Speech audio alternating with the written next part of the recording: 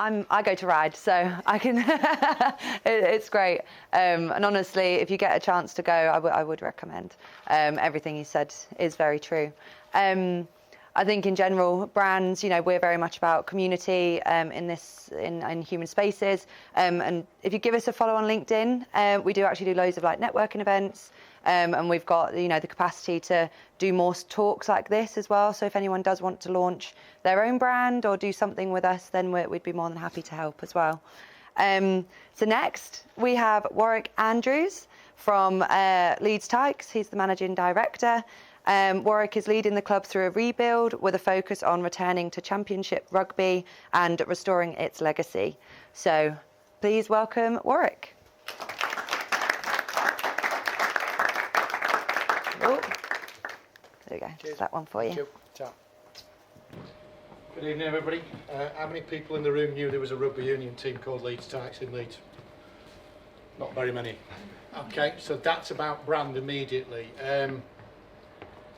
This will be a very potted history, but there's a rationale behind it. I'm not from Leeds. I moved to Leeds in '99. Prior to that, so Rob said, tell us a little bit about you. I don't have many photos of me, so I went to AI, because that's the only place I can get.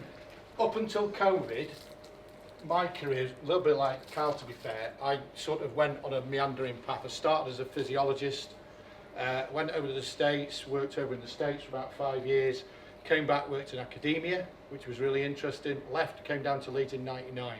So I've lived in Leeds since '99. I ended up doing a lot of stuff in sort of corporate leadership training, development. I was working in sport, worked over in Ireland, worked with Wales, worked with ice hockey, worked with different sports. So up until COVID, everything was great. COVID happened, everything stopped. Literally everything stopped. I had a consultancy business that on the 20th of March, I was out having a beer with a friend of mine. On the 23rd of March, all the contracts I had in business literally stopped. So I literally had no business. I didn't have any income for 12 months. Well, for 9 months, I earned 400 quid, and that was on legacy. So I went through 9 months of absolutely no money coming in at all. I was a company director. We were one of the bits that fell through the cracks. So up until COVID, really mixed career. COVID was great, brilliant. Started redefining what I did, and I ended up in 2 sports. I ended up running Leeds Knights, the ice hockey team. How many people have been to the ice hockey yet? Even less, right? That's another thing about brand. Leeds has never had an ice rink in the city since 1969. It used to be on Kirkstall Road where the TV studios used to be on the 2nd floor. There's never been another ice rink in Leeds apart from the ones that sit in Millennium Square at Christmas time and everybody goes there. That's not an ice rink. Okay, that's not a rink. So the brand of Leeds, if you saw some of the branding that we had for an ice hockey team that was going to play semi-professional hockey for the first time in Leeds, you would have thought a 5-year-old had picked up a piece of paper and started drawing shields and knights and everything. It was hilarious.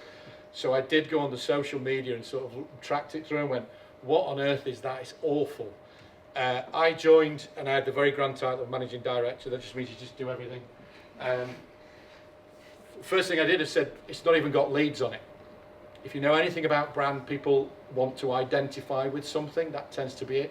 Sport is very, very personal and it's very, very emotional. For anybody who's been involved in sort of branding around sport, everybody gets very, very hooked on it. Also, and I'll say this very clearly, brands are subjective. I might think a certain brand's great. The person next to me might think it's the worst thing since sliced bread. So when you go into branding, nothing works. You just have to go with what you think is right. So the first thing we did in the hockey, we just put Leeds in it and we redefined it and we got rid of the Yorkshire Rose. And you should have seen social media went ballistic. It was like, why are you getting the Yorkshire Rose? Blah, blah, blah. So we've been through that. It was also at the time when Leeds United did that awful thing with the old banging the old chat. Now I'm not from Leeds, so it just made me laugh. But the uproar that people have about brands in sport is hilarious because it's just so emotional. Everybody identifies with it. Rob asked me why I went and got involved in the Tykes. I was just approached because I left the hockey, got involved in rugby because the general manager at Tykes said, we came to a hockey game, thought it was brilliant, can you do it here at Tykes? And I went, well, what have you got? So the first thing we started to look at was match day. And for those who do remember Leeds Tykes, we used to play at Headingley, where the Rhinos play. We now play at West Park in Leeds and Bramhope. Most of you probably never, you've just driven past it. You won't know what it is, you won't see the brand, you won't see the logo, because we're not allowed to put our brand anywhere on the club. It's part of the agreement. So you won't see our brand anywhere. I'm not like Carl who's got it sat outside his studio. You have to search for our brand if you want to do it. And the other hilarious thing is that it's the same brand as the Rhinos. There's a reason, and there's a very good reason for it. We were the first club in the world that had a union and a league tied together. So when we played formed in 1992, bought in 95 and then moved into Headingley. In Headingley Stadium, it was part of Rhinos. So we had a very similar brand, and that was very much a legacy thing. Now, fortunately, when I sent these to Rob, it did have some animation on it. His computer broke it. If you look on the left-hand side, we've also changed our name and we've changed our brand. So we were Leeds Tykes. We then became Leeds Carnegie. Anybody any idea why? It was the university. Money. The university, which was called Leeds Carnegie at the time, and it was Leeds Metropolitan for a bit, then it became Leeds Beckett.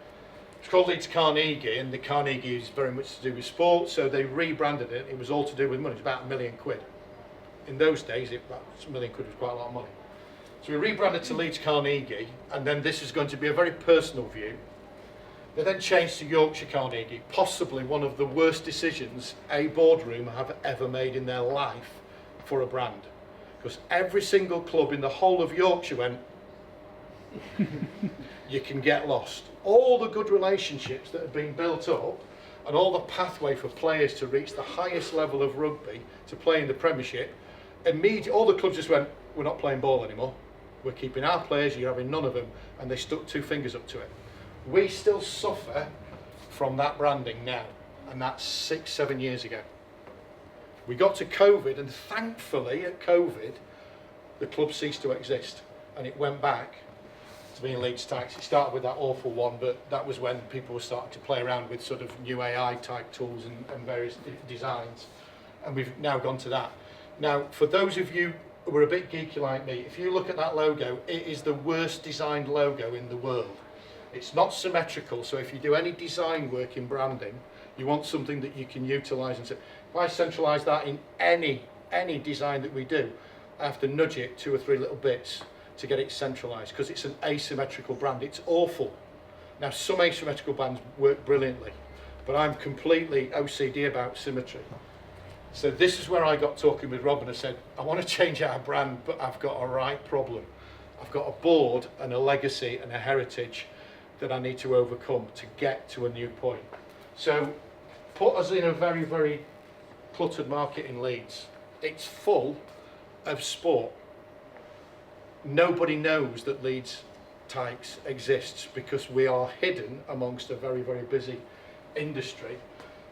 Recognisable brand, sublimation on merchandise. So you know when you buy the new top and it's got the logo on, and that's sublimation has made completely different to when I got involved in branding about 20 years ago, when you had to stitch it on and things like that. You got these great big things. I wear my jacket for customer feedback, because every time I wear it, everybody looks at it and goes, you must be at Rhinos. And I went, no, I'm from Tykes, because it's exactly the same logo, just slightly different lettering, and we've still got the white rose. Yorkshire Cricket or Yorkshire Cricket. Leeds United have possibly got one of the worst logos I've ever seen. Personal view. That's a great logo, because I designed it. That's only, again, a subjective view. But we're a very cluttered market, and branding in a cluttered market starts to talk about, well, where's our identity? How do we differentiate ourselves from everybody else out there? How do we get awareness? And interesting, Carl was talking about social media. I am desperate to get budget so that we can do ads, paid ads, because nobody knows we exist. So if I get a board who sit there and go, yeah, but we're on social media. That doesn't work for us. We actually need to be constantly fed onto people's feeds. So I'm desperate to try and change this, but to get visibility and to get identity. So that's where the branding story started. Challenges. This is like a trigger to me. We've always done it this way, Warwick. So that immediately to me means we're going to do it differently then. So my problem at the minute is that I've got to change something that they've been through different iterations of brands already, and then Muggins here comes along and says, I think we should just do a little bit of a tweak of the logo and get a bit of a culture back into us. Immediately the board went, we're not doing that. We're not doing it because we've done it a number of times and we don't really need to do it. But there's other things behind it. Sport is full of legacy, heritage.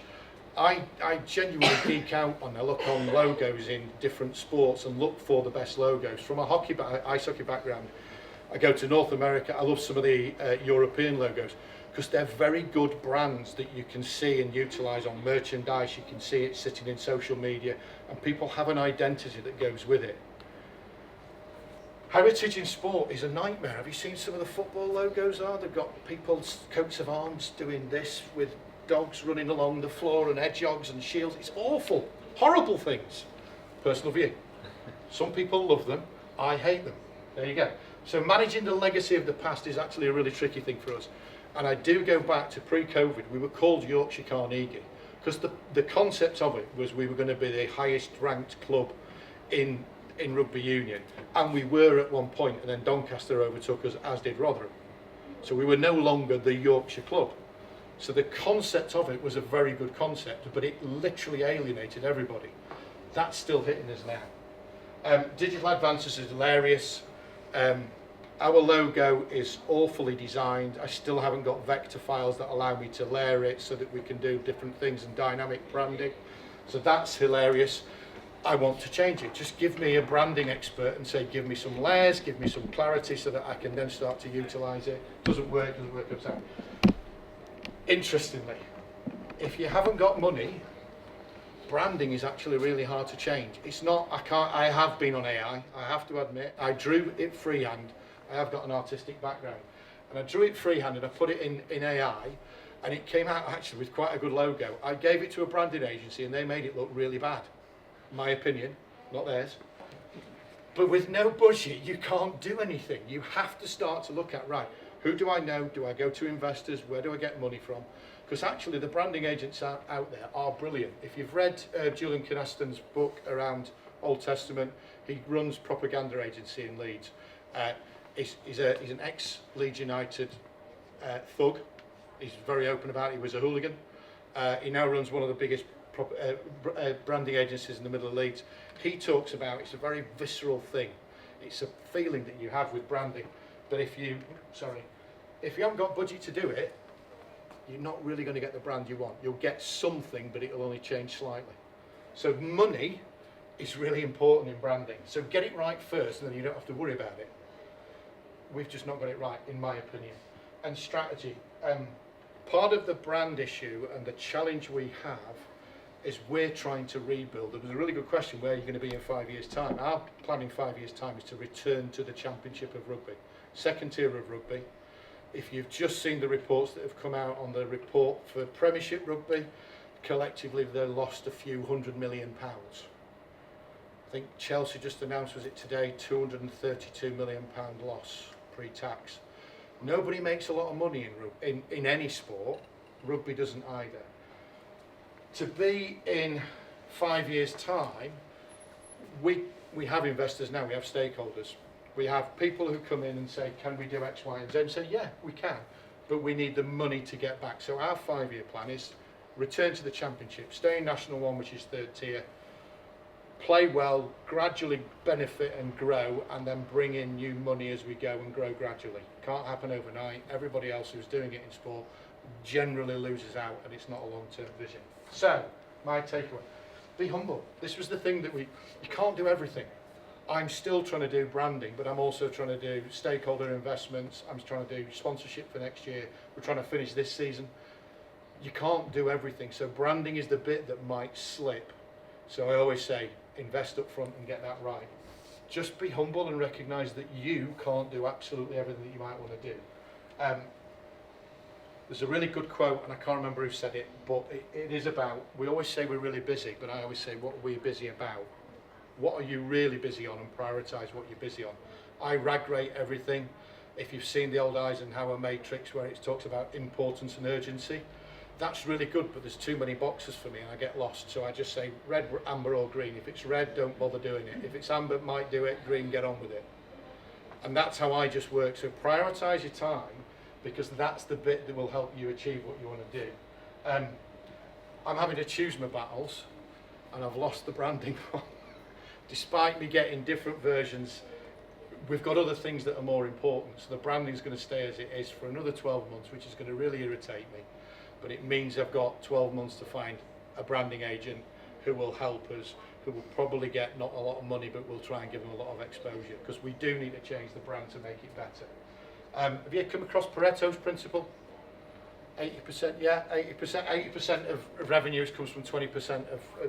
I change that slightly and say, we always try and make things perfect from the very start, and then actually you roll it out and you go, oh, wish I'd done that. Most of the really good ideas come pretty much straight away. You're about 3/4 there. If you get to about 80% right, you go, get on with it. Learn from it and then do tweaks. We rebranded the hockey logo about 3 or 4 times, and then we rebranded it again. Nobody told us, nobody noticed, because we just did it small little tweaks that allowed us to gradually evolve it. If we'd have tried and tried and tried to get it completely perfect, we'd have never launched it. And I think that's where we might get with Tykes. I've tried and tried, and I've had to pause, so I'm just standing back and say, look, the battle's not there yet. And also the last thing is take your time. Often in branding, often in work, we always think, let's go and do something. I think go out there and do things, but learn from it. Spend the time to reflect and evaluate stuff, get informed evidence and decisions, and then move forward and take the next step.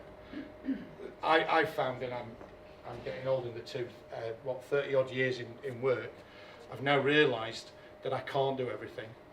I do need to start to prioritise things, because actually if you prioritise things, it's better to do some things really, really well rather than doing everything sort of average. And that's what I liked about Kyle's work around the studios, is people do want really good quality experiences. They want to feel special. They want to feel part of something. So part of my thought is actually take the time, just learn from what you do, because you'll never get it right first time. There's always bits you can shift on and on and on. So that's it, I think. Time-wise, all right. I'm open to any questions. You've already taken your one from 5 years' time. We'll be back in the championship. We might have done the brand by then as well. But that's another story. Any other questions? Ben? So obviously you've worked in ice hockey and now rugby union. So what are the similarities and I suppose differences between the two in a city that is predominantly football and rugby league? Yeah, it's a good question, because hockey, the question was about what are the similarities between the two sports, between ice hockey and rugby union. Good prompt. Hockey was really interesting because it was like a business startup. They'd never had hockey, so it started before COVID. It was run by Planet Ice. It wasn't very good. There was about 600 seats. People sort of turned up, but it didn't. After COVID, it became like a franchise and a startup, and it literally organically became a very family sport. Families turned up. It had none of the tribalism that you see in a lot of other sports, particularly football, and that's not being pejorative in any way. Football is a tribal sport. Everybody hates each other, and they'll fight each other. In hockey, everybody just sits with everybody and has a good laugh and blows trumpets at each other's ears, bangs drums. Rugby union has a very different demographic. It's quite an old one in Leeds. So the branding we're trying to think about how does the branding attract a younger audience to come in? Because it is about a feeling, it is about something that people can capture. So there is similarity in the way that the sports are run. I think hockey in the UK now is probably one of the most progressive sports there possibly is. We were just talking earlier, Kyle and I, about there's so much backstory and history with rugby union. It kind of it does disjustice to what you're trying to do now, because everybody will tell you this is what we've been doing for 50 million years, and it don't work. You only have to look at the women's game in rugby. They've now created a system that's about women's rugby and not just impose what was the men's game onto the women. And I think that's brilliant. I think that's what they should do in every sport. Every sport should be cater for the market you've got. So there are some similarities. Hockey has become very much a family-oriented sport. I'm not going to say it's family-friendly because you can have a scrap in there and there's blood everywhere. But that's just the same as on a rugby pitch. They just have a bit of handbags and everybody punches and then they go off and have a pint. So it's just the same, but we have got an old demographic. So I'm trying to look at, well, how do we use the brand to attract a new demographic and build relationships with different clubs around the area that perhaps are lost because we called ourselves Yorkshire Carnegie. You had another question. I did, yeah. Go for it. How much of a community do you have with the other people that work in the other teams? So like your counterpart in the other teams that are in the same league? The question is just about how do I liaise and connect with other people, similar roles to mine. It's interesting. I like to go to the away games to find out how other people run it, how they run the teams. Like the community is pretty good actually. We're playing third tier national level, so we're travelling down to Plymouth, we're in Blackheath, we're in London, we're in Essex, we play Sale, etc. So there's an element of there are people who have similar roles, and there's a lot of sharing. To be honest, we've been doing a lot of conversations this year. Have been how much are your investors putting in, and how much are ours putting in?